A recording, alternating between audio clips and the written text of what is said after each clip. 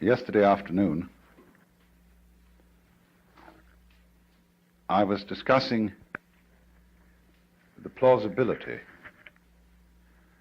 of two essential features of the philosophy of illusion. The question that we have to decide whether to take life seriously or not, that is to say, whether the plot is comic or tragic. And if it's tragic, you see, must we say that it's ultimately tragic? And the question of who are you? And are we to say that I myself, right down at root, am just a little kind of jerk of some kind that really has nothing to do with this cosmos, but just arises in it and is here on sufferance for a short period and then absolutely nothing follows, you see?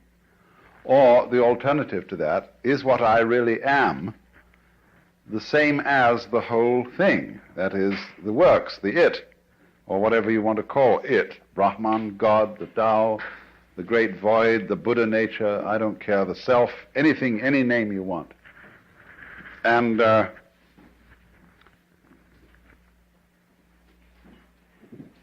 whereas that attitude, you can look at it from various points of view in judging it. You can say it's wishful thinking.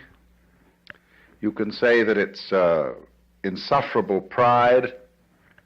But the point of the matter is, as I tried to show, any other way of looking at things is kind of schizoid.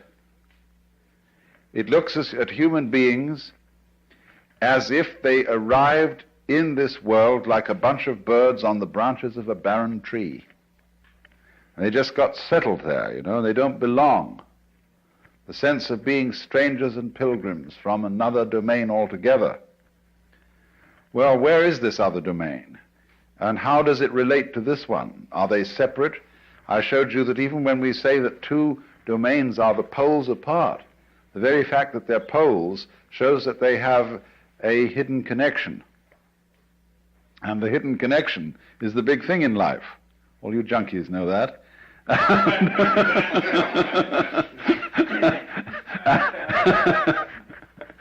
And so, in other words, we get a pattern of organization that is radial rather than an assemblage, as if the universe were really a multiverse.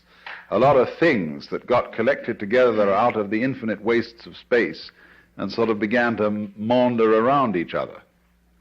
Whereas the other pattern, which is so much more sensible, is central and radial. And I showed you how the crystals and the stars and the octopuses and even the human beings are all radial structures. Of course, we don't see our radial relationship to the totality of the universe because it isn't obvious.